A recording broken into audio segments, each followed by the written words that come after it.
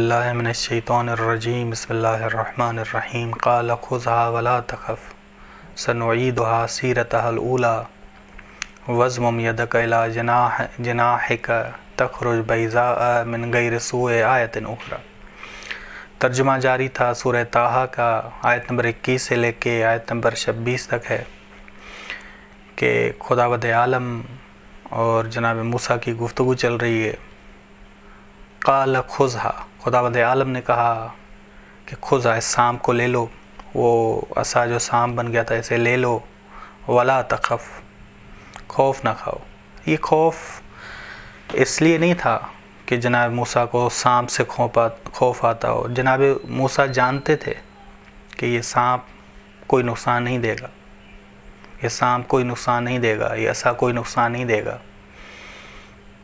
بس لا تخف سے مراد جو امام علی نے نہج البلاغہ میں تفسیر کی ہے وہ یہ ہے کہ جناب موسیٰ علیہ السلام کو خوف یہ تھا کہ اس معجزے میں اور جادوگروں کے جادو میں لوگوں کے اندر صلاحیت نہیں ہے کہ یہ جدائی کر پائیں، نبی اور رسول کو پہچان پائیں اور گمراہ کرنے والوں کو پہچان پائیں، جدائی کر سکیں۔ یہ خوف تھا، جاہلوں کے غالب ہونے کا خوف تھا۔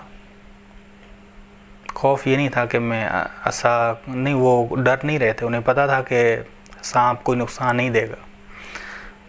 ٹھیک، بس اگر آپ قرآن کریم میں دوسری صورتوں میں دیکھیں تو خداوند عالم نے کہا قلنا لا تخف، ہم نے کہا کہ نہ خوف کھاؤ، انک انت الاعلیٰ، بے شک تو ہی غالب آئے گا، بے شک تو ہی غالب آئے گا۔ جادوگروں نے کیا کیا؟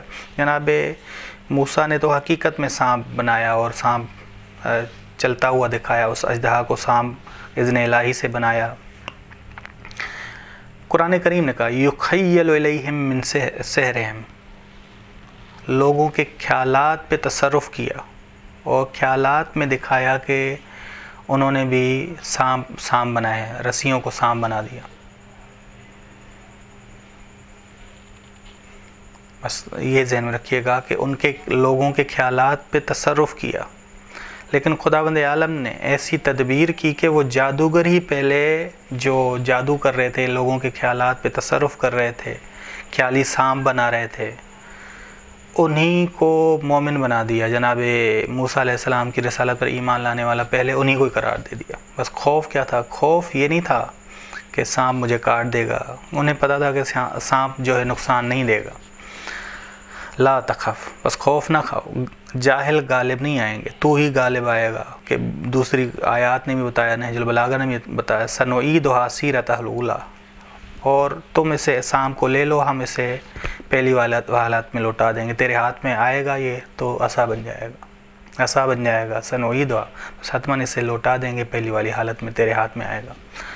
واضمم یدک، اور اپنے دائیں ہاتھ کو اپنے پاکیزہ نورانی دل پہ رکھ، جیب میں رکھ، یہ جیب پاکیزہ جیب یعنی دل، پاکیزہ دل، تاکہ وہ نکلے گا سفید ہو کر، بغیر کسی سو کے، بغیر کسی نقصان کے، یعنی ان کا آدھی ہاتھ روشن ہو گیا۔ جیب سے مراد جناح یا جیب سے مراد جیب نہیں ہے یہ کہ جیب جس میں پیسے ہوتے ہیں، جس میں ہم کچھ چیزیں قیمتی رکھتے ہیں، وہ نہیں، بلکہ پاکیزہ سینہ ہے کہ تیرے ہاتھ سے یہ تیرا روشن ہاتھ ایسا ہوگا جو لوگوں کو ہدایت دے گا، بس یہ سفید ہو کر نکلے گا، دوسروں کو ہدایت دے گا، دوسروں کو گمراہ نہیں کرے گا۔ من غیر سوء یعنی کیا؟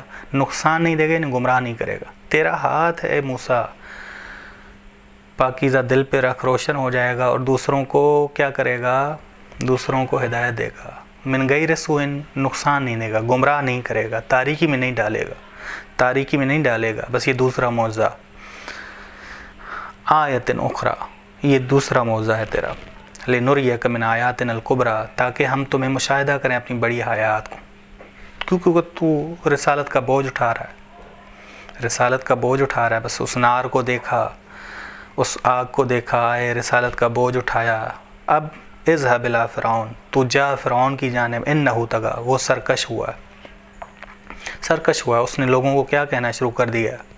سرکش ہوا ہی نہیں ہے کہ اس نے کہا کہ انا ربکم الاعلی، میں تمہارا اعلیٰ رب ہوں، مصر کا بڑا رب ہوں، ما علمت من الہ غیری، کہ میرے علاوہ کوئی رب نہیں ہے، میرے علاوہ کوئی رب نہیں ہے۔ بس جناب موسیٰ نے فرعون کے ظلم اور سرکشی کو دیکھا، درک کیا، مصر کے لوگوں کی ہدایت کو ضروری سمجھا جناب موسیٰ نے کہ ہاں ہدایت ضروری ہے، قبول کیا۔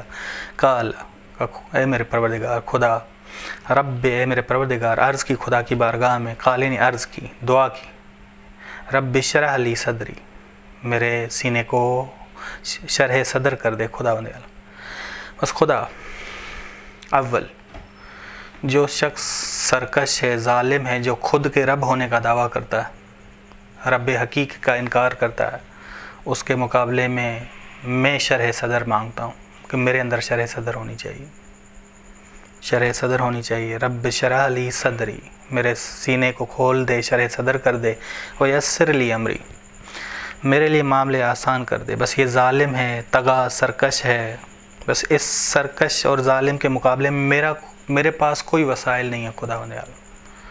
وسائل، یسر لی امری یعنی میرے لیے وسائل فراہم کر، میرے لیے معاملے آسان کر، میرے لیے آسان کر۔ میں اس کے مقابلے میں جا رہا ہوں جو خود کو کہتا ہے کہ میں فرعون کا، مصر کا مالک ہوں، مصر کا مالک ہوں۔ بس مجھے وسائل فراہم کر تاکہ میں شرح صدر کے ساتھ اور وسائل کے ساتھ جاؤں اور اس کا مقابلہ کروں اور لوگوں کو بھی ہدایت دوں۔ وصلی اللہ علی محمد اہل بیتہ الطیبین الطاہرین۔